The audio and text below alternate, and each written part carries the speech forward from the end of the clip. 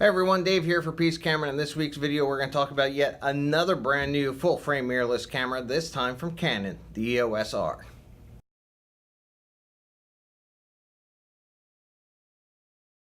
Nikon last week announced their Z6 and Z7 cameras, which are their new version of their full-frame mirrorless, and this week Canon just followed suit by today announcing their EOS R camera. So I wanted to go over some of the specs of this camera and my thoughts on it compared to what I thought about the Nikon Z6, Z7. If you haven't watched that video, I'll put a link right up over here to that video.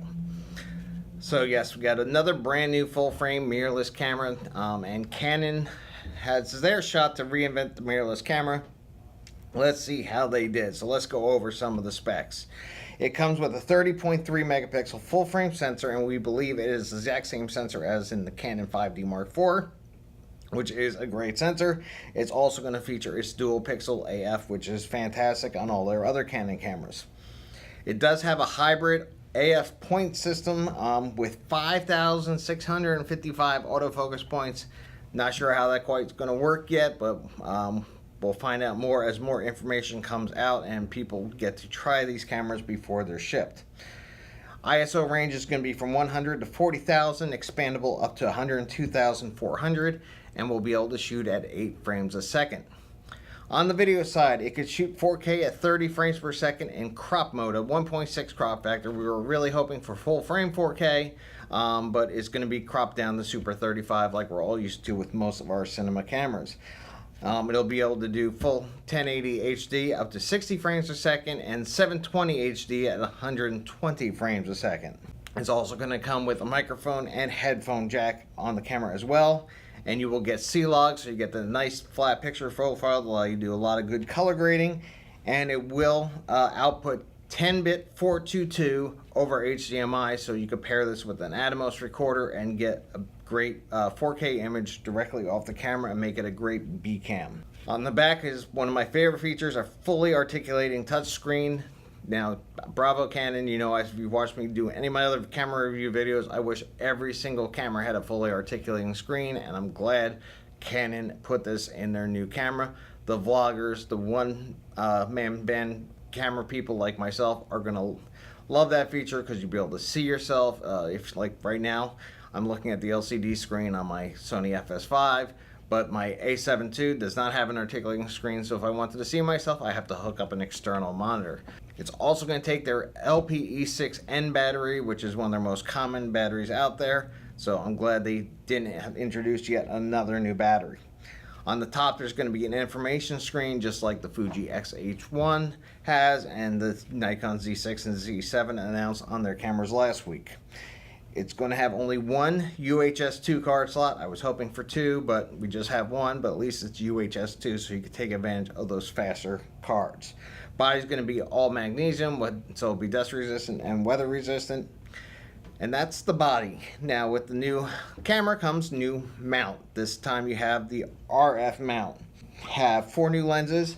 The 24 to 105 f4L, which is going to be the kit lens that comes in that you can buy with the camera if you choose to.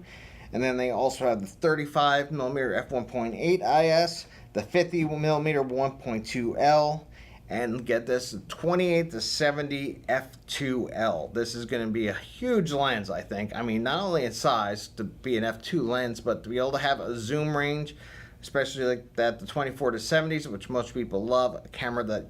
A lens that lives on my camera 98% of the time.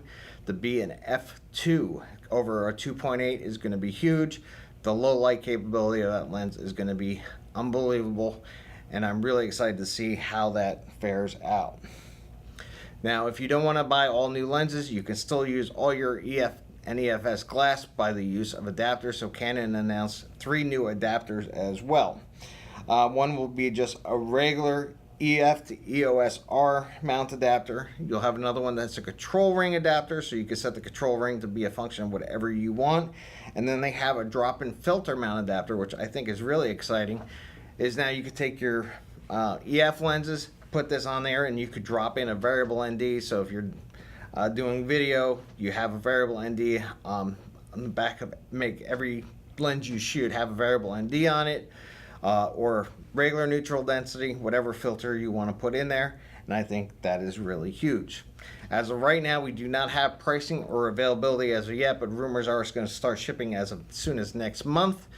Body's probably going to be around $2,400, and with the 24-105 lens, we're talking probably about $3,200 to $3,400.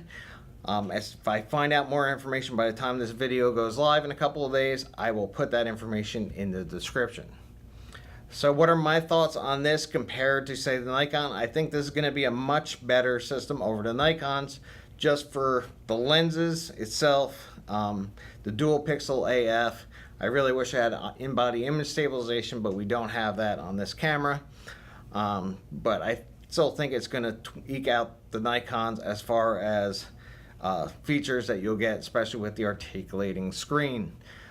And when we do get one in, I look very forward to playing with one. So if you have any questions about this camera or any other mirrorless cameras or regular cameras, come on down and see us. We're at 5039 Falls of Neuse Rd in the Quail Corner Shopping Center, corner Falls of Neuse and Millbrook, or give us a call here at the store, 919-836-2222. So if you like this video, please do hit the like button. It really does mean a lot to us. Subscribe to the channel if you haven't already, as I put out new videos every single Friday, and leave a comment down below. Let me know what your thoughts are on the Canon EOS R compared to the Nikon Z6, Z7, and compared to the Sony's. I'd be curious to hear your thoughts. That's going to do it, and I'll see you all next week.